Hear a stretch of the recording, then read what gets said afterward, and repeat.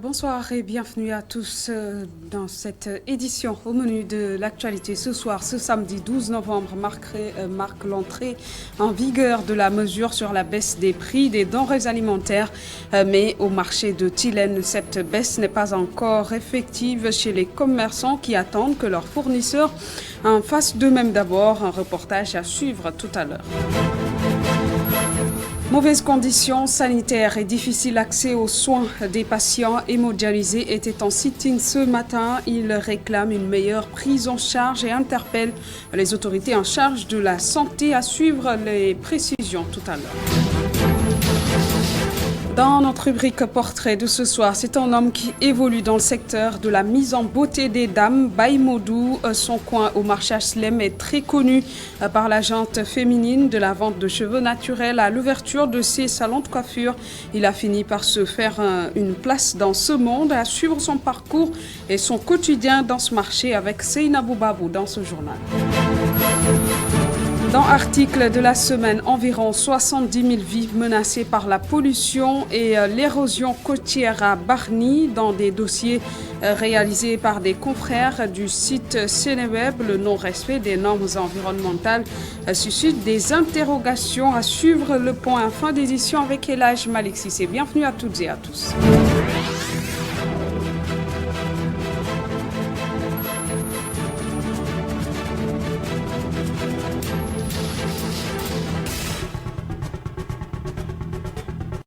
L'actualité, c'est d'abord la baisse des prix des denrées alimentaires qui entre en vigueur ce samedi à Tilène. Pas encore effective chez les commerçants, mais ces derniers se disent prêts à appliquer les nouvelles mesures à condition que les grossistes suivent. C'est un reportage signé Ndeye Astou Sambsen et Seydina Mbaye. Le marché Tilène de la Médina n'a rien perdu de son effervescence.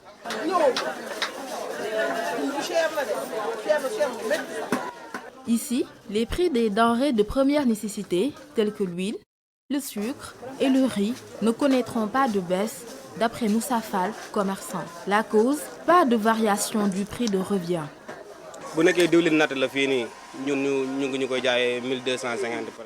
Le litre d'huile nous revient à presque 1250 francs. On doit pouvoir le vendre à 1300 ou 1400. Je vends le kilo de riz importé à 500 francs parce que j'achète le sac à 22 300 francs. Je vends toujours le kilo de sucre à 650 francs. Les prix des marchandises n'ont pas diminué. Si les grossistes baissent leurs prix, nous n'aurons aucun problème à suivre.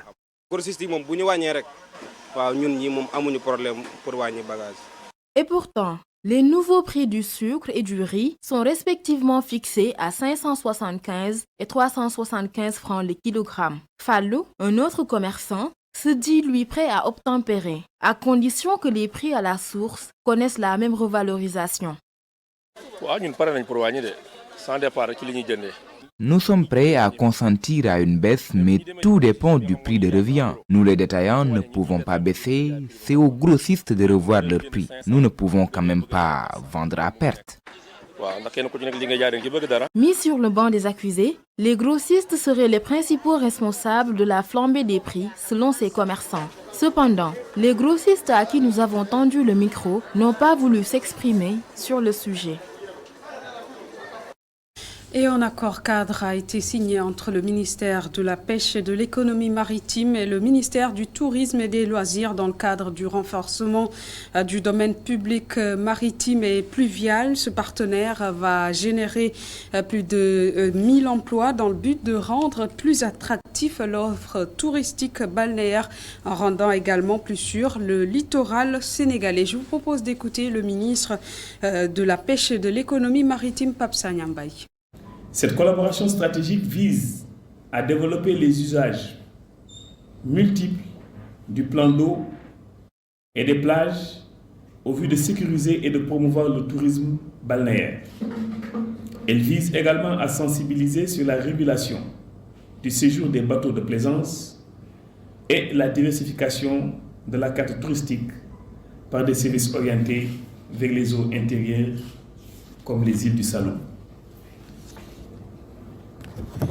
L'objectif de cet accord cadre, au-delà de contribuer substantiellement au programme Xëyu Ndaw yi, le but de ce projet est entre autres de mutualiser le personnel d'appoint à recruter par l'Agence nationale des affaires maritimes ANAM pour assurer ses missions dans le domaine public maritime notamment, afin d'améliorer la surveillance du domaine public maritime par une présence physique de l'administration des affaires maritimes ANAM, de renforcer la promotion et l'attractivité de l'offre touristique balnéaire, de dynamiser l'action de l'Agence nationale des affaires maritimes dans les circonscriptions, notamment en matière de sécurité et de sûreté, ainsi que la protection de l'environnement marin et fluvial.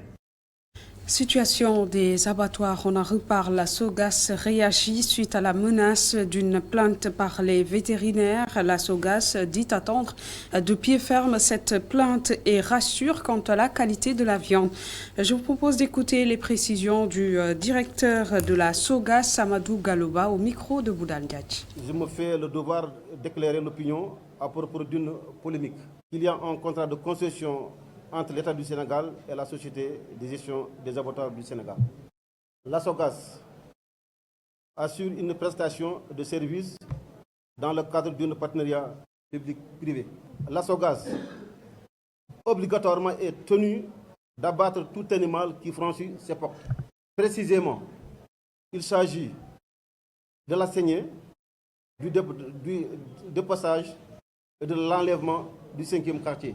La SOGAS est obligé et tenu de respecter le contrat vis-à-vis de l'État et des chevillards qui sont nos clients. Un seul exemple. Si à 8 heures, les animaux sont là et que la SOGAS ne remplit pas sa mission, à 9 heures, le contrat est peut-être résilié et la SOGAS poursuivie. Imaginez-vous un seul instant que Dakar soit privé de viande depuis plus de 2 mois. Des vétérinaires sont ici, présents. Ils ont été réquisitionnés par l'État du Sénégal à travers les préfets et les gouverneurs sur l'ensemble du territoire du Sénégal. Dans ce cas précis, comment peut-on penser porter plainte contre la SOGAS ou son PDG? J'attends avec beaucoup de sérénité. Et je vous le disais tantôt, des patients souffrant d'insuffisance rénale ont tenu un sit-in ce samedi, occasion pour ces hémodialysés de dénoncer les mauvaises conditions sanitaires qu'ils subissent et les manquements constatés. À cet effet, ils interpellent les autorités du ministère de la Santé. Baboy Sek est leur porte-parole du jour. Il est au micro de Elhaj Yadaliba. Les manquements, c'est à tous les niveaux. Je vous ai dit que quand vous venez, vous n'avez pas trouvé des forces ici. De l'eau puante partout. La qualité de l'eau n'est pas bonne. Tous les malades sont infectés. Les conditions d'hygiène ne sont pas bonnes. Les malades n'ont pas de voiture. Ils marchent 1 kilomètre dans l'herbe pour venir. C'est une très mauvaise condition de dialyse. C'est des professeurs, ils le savent. Les pays alentours, Côte d'Ivoire, Maroc, tout ça. C'est un minimum que les malades ont. Pourquoi pas au Sénégal? Le minimum que nous pouvons faire, c'est au moins interpeller l'État, interpeller les autorités, interpeller les bonnes volontés. Vous l'avez sûrement compris, il s'agit des hémodialysés délocalisés de l'hôpital Le Dantec au hangar des pèlerins. Parlons de la journée des forces armées qui a été célébrée ce vendredi à Kaolack, à l'instar des autres régions du Sénégal. Une célébration magnifiée par le gouverneur de la région et le commandant de la zone militaire numéro 3 qui ont tous les deux salué le thème choisi cette année, forces armées et préservation des ressources naturelles. C'est un compte-rendu d'Anna Mansar. À l'instar des autres régions, Kaolack n'est pas en reste dans la célébration de la journée des forces armées. Le gouverneur de la région de Kaolack salue la belle organisation. C'est une opportunité que nous a offerte pour rendre un vibrant hommage à nos forces armées, pour leur redire toute notre fierté, pour leur exprimer notre reconnaissance pour les nombreux services qu'ils ne cessent de rendre à la nation sénégalaise. Et grâce à leur professionnalisme également, ils ont contribué à faire du Sénégal un pays admiré et respecté à travers le monde. Et je pense bien que c'est le président de la République, chef suprême des armées, qui les qualifié d'instrument efficace de défense et de diplomatie. Donc c'est avec un grand plaisir que nous sommes venus prendre part à cette journée des forces armées. Je rappelle également que c'est un grand rendez-vous, la journée des forces armées. C'est le rendez-vous du chef suprême des armées avec les personnels militaires. C'est un grand moment de communication également autour des problématiques sécuritaires en cours et à venir. Et un moment de communion également avec les populations. Et ça donne corps au concept armée et nation. Le commandant de la zone militaire numéro 3 revient sur l'importance du thème. Nous voulons montrer que nous prenons en compte les défis sécuritaires qui sont très divers. Souvent nous parlons de défis qui peuvent sembler être uniquement des défis spécifiquement militaires, mais la préservation des ressources naturelles est très très importante parce que nous comprenons que le développement que nous voulons avoir pour notre pays est assujetti en grande partie à la protection et à la préservation de ces ressources-là. Donc nous nous sommes donné les moyens quand même d'exécuter toutes les missions qui sont relatives à cela. Donc nous avons diverses capacités, que ce soit au niveau des armées, de la gendarmerie nationale, et au quotidien nous menons des actions pour exécuter ces missions-là, qui nous permettent de préserver notre environnement, qui nous permettent de protéger nos ressources en mer, qui nous permettent également de protéger nos ressources énergétiques. Et tout ça, c'est ce que nous faisons au quotidien, avec, comme je l'ai dit, la gendarmerie nationale, les sapeurs-pompiers, mais aussi l'ensemble des autres administrations, des forces paramilitaires. Sans oublier, bien sûr, tout ce que la coordination que nous avons en permanence avec les autorités administratives pour mener ces missions. Cette année, le thème choisi est Forces armées et préservation des ressources naturelles. Dans l'actualité en plus bref, au Ménayage, le groupement polyvalent de recherche et de répression de la fraude des douanes sénégalaises révèle avoir fait une saisie de 90 millions 905 millions de francs CFA. Cette saisie, selon la douane, est le fruit d'une opération menée à Thiès puis à Dakar. 6 individus ont été appréhendés pour ce communiqué. La douane précise que l'enquête suit son cours et réaffirme sa détermination à combattre la criminalité financière sous toutes ses formes. L'AS, il s'agit de la société gestionnaire de l'aéroport international Blaise Diagne qui a fêté ce vendredi son 10 millionième passager, occasion pour la dite société et l'AIBD de se glorifier de leur performance au cours de cette année 2022. Muntaga Khan pour plus de précisions. Pour une surprise, ça n'est vraiment une. La récipiendaire qui a été prise de court ne cache pas ses sentiments. Je suis d'abord sous le choc. En fait, je ne m'attendais pas du tout à ça en venant ici. Ils ont été très très gentils avec tous les cadeaux qu'ils m'ont offerts. Mais voilà, je suis sous le choc en fait. L'AIBD lui a gratifié d'un billet d'avion sur tout le réseau de la compagnie Air Sénégal. Donc je suis très fier de vous remettre un voucher. C'est un papier, un billet d'avion, oui. D'accord, sur toutes les destinations de notre réseau. On vous remercie encore et puis de nous faire confiance. Merci. Et on remercie aussi l'aéroport. Pour le directeur général de l'AS, les motifs de satisfaction ne se limitent pas à la célébration du 10 millionième passager. Et on a pu démarrer 6 différentes destinations qui n'ont pas servi Dakar depuis longtemps. Et aujourd'hui, on fête aussi le 10 millionième passager. Donc, et on fête aussi notre 5e année. Donc, l'année 2022, c'était une année de réussite pour l'aéroport international blaisien et aussi pour nous, comme gestionnaires de l'aéroport, pour notre société de l'AS. Le représentant du directeur général de l'AIBD a félicité l'AS de cette performance.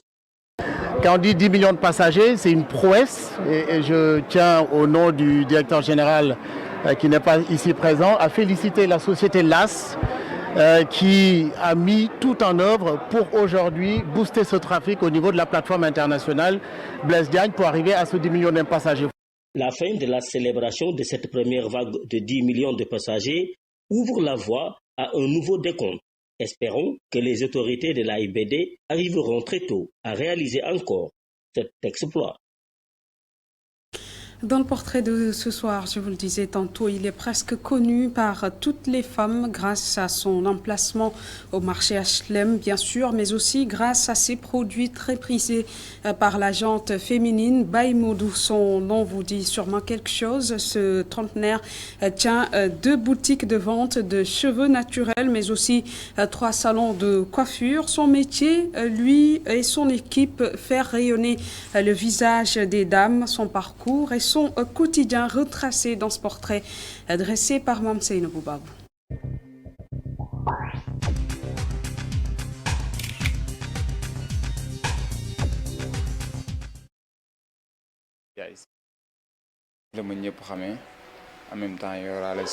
Après des années de compagnonnage avec son grand frère et cousin, Baye Modou a décidé de tracer sa propre route. La vente de cheveux naturels, son domaine de prédilection. Malgré un début difficile, il a pu gravir les échelons. Aujourd'hui, le résultat est satisfaisant. Il ne se limite plus à la vente. Au-delà des 2 boutiques qu'il possède, ce vendeur a également ouvert 3 salons de coiffure.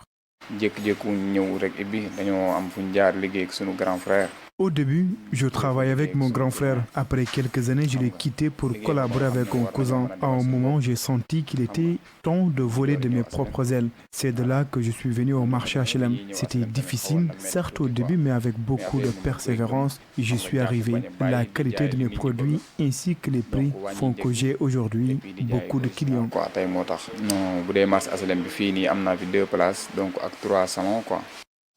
Très organisé, il emploie une équipe de 25 personnes. Chacune d'elles joue sa partition pour faire avancer le business.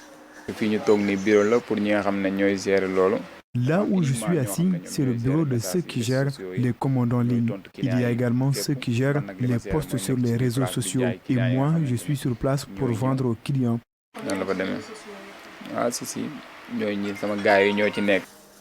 Rendre magnifique et radieux le visage des femmes, sa passion.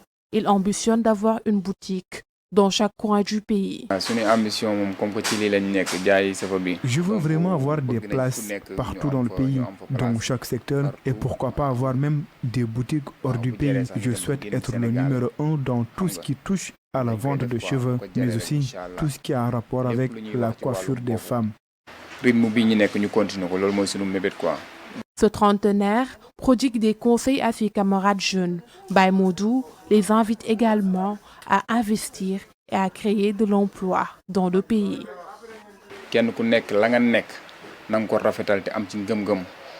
Que chacun mette de la volonté dans ce qu'il fait, chacun a son destin. Les gens n'ont pas besoin de se précipiter pour leur réussite. Tout est entre les mains de Dieu. Donc faisons tout pour être dans le droit chemin. Ceux qui sont plus dans les dispositions doivent investir et créer des emplois.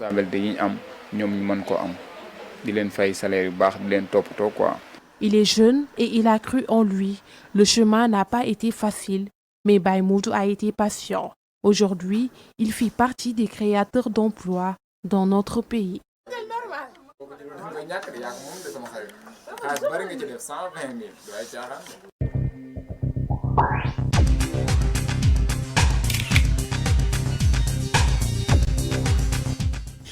Parlons Coupe du Monde Qatar 2022, publication de la liste des lions du football par le sélectionneur national ce vendredi. Diourbel se mobilise déjà derrière son fils Bamba Dieng. Son père s'en félicite et salue la confiance de l'entraîneur envers le natif de Diourbel. Gorandaklo et Tchernofay pour le reportage. Qatar 2022, le sélectionneur national publie une liste de 26 joueurs, un choix facile à comprendre si l'on en croit Ahmed Dieng qui loue la détermination del Tactico. C'est une liste que je trouve vraiment objective puisqu'il a maintenu ses zéros en y rajoutant sûrement quelques révélations. Et c'est parmi ces révélations aussi, je pense que tout le monde est d'accord que c'est des gens compétents, c'est des gens qui ont le niveau. Donc il ne doit pas y avoir de problème. Continuons à rester derrière eux, prier pour que Dieu, le Tout-Puissant, nous donne la victoire. Le père de l'international sénégalais Bamba Dieng mise sur la sélection des Lions de la Teranga. On invite les férus du ballon rond à ne pas trop demander aux poulains d'Aliou Cissé. Ils ne seront pas exagérés dans la mesure où c'est des clubs ou des sélections qu'ils trouveront sur place et qui auront envie, elles aussi, de gagner cette coupe. Bon, nous, ce que nous voulons, c'est une participation honorable et aller le plus loin possible. Maintenant, le reste, c'est pas à nous de le dire, mais nous attendons une participation honorable. Voilà, parce que toute l'Afrique est derrière cette équipe et beaucoup de gens aujourd'hui aussi pensent que cette équipe peut aller très très loin. Alors, il ne faut pas décevoir les gens là. Si nous pouvons aller loin, c'est mieux. On ne demande pas de raccrocher la lune, mais au moins de faire une participation honorable. Concernant la sélection première de son fils pour une première participation au mondial de football, le père de Bamba Dieng s'en félicite. C'est avec fierté, avec joie que nous l'avons accueilli pour une première participation. Bamba est un Diourbellois, un Sénégalais, un Africain. Donc il a partout des supporters, des fans. Alors à l'endroit de tous ces gens-là, j'exprime ma joie. C'est aussi ma fierté pour sa première convocation. Alors, ce n'est pas donné à tout un chacun d'être d'abord à l'équipe nationale ou bien de jouer une coupe du monde. On voit des joueurs raccrochés sans participer à aucune phase de la Coupe du Monde. Donc si lui aujourd'hui l'occasion lui est donnée de participer à sa première Coupe du Monde, à cet âge aussi, on remercie le bon Dieu. Champion d'Afrique et 18e au classement mondial de football, Diourbel reste optimiste pour un parcours exceptionnel des Lions de la Teranga. Dans l'article de la semaine ce soir, Bargny, au moins 70 000 vies menacées à cause de la pollution et de l'érosion côtière. Sénéweb alerte à travers des dossiers réalisés par les journalistes Absa Anne et Thiebondiaï. Cette commune, aujourd'hui classée en zone économique spéciale, suscite beaucoup d'interrogations. Le non-respect des normes environnementales fait débat. Le point dans l'article de la semaine avec Elhaj Malik Cissé.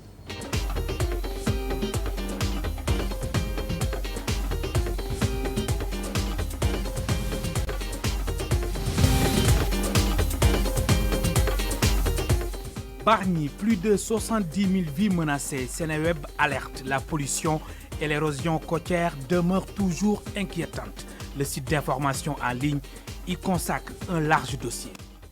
Le prétexte est qu'un ami qui habite à Bargny m'a un jour parlé de la centrale à charbon qui a été installée et des dégâts qu'elle avait faits plutôt au niveau de Bargny. C'est pour cela que nous avons décidé avec Djebe d'aller sur le terrain. Mais lorsqu'on a été sur le terrain, on s'est rendu compte que Bargny regorgeait de sujets, qu'il y avait énormément de matière. C'est pour cela qu'on a décidé de faire un dossier qui va parler de plusieurs sujets, mais tous autour de Bargny. La dégradation de la qualité de l'air en est une parfaite illustration. Les experts interrogés par le site affirment que cette situation provoque de graves troubles respiratoires chroniques.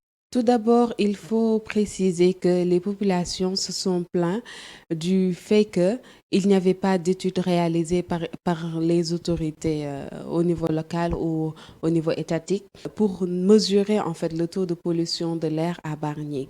Mais maintenant, les populations, les communautés se sont organisées en association, ont pu obtenir un financement qui leur a permis de recourir à un expert, un cabinet d'experts. Selon les résultats des experts, Bargny avait un taux de pollution qui était beaucoup plus supérieur à la norme, 500% fois plus que la norme sénégalaise, ce qui est aberrant. Ce n'est pas étonnant de voir des pathologies comme les problèmes respiratoires, des problèmes au niveau des yeux, que ces pathologies-là soient récurrentes au niveau de Bargny. Bargny, ville verte. Qu'en est-il du relogement qui est sur fond de polémique Le projet Bargny-Ville Verte a été initié par l'ancien maire. Maintenant, le problème, c'est que les 1 milliard alloués aux impactés de la centrale ont été utilisés pour construire Bargny-Ville Verte. Mais maintenant, le maire avait décidé de reloger, non pas les impactés de la centrale, mais de reloger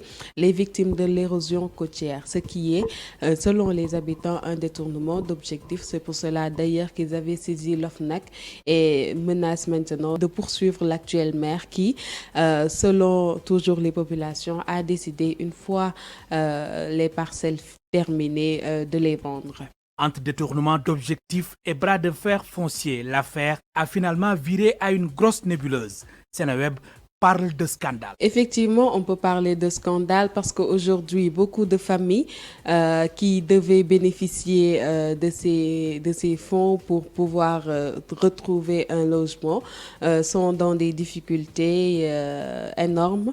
Parce que, étant dans un avenir incertain, aujourd'hui, la municipalité, ce qui est plus déplorable d'ailleurs, c'est que la municipalité ne veut pas communiquer sur le problème. Les populations sont dans le doute, les associations se mobilisent, promettent de saisir encore une fois l'OFNAC pour que justice puisse être faite. Son classement en catimini en zone économique spéciale, selon le site d'information en ligne, a activé le turbo d'une industrialisation effrénée qui foule aux pieds aussi bien les normes environnementales locales qu'internationales.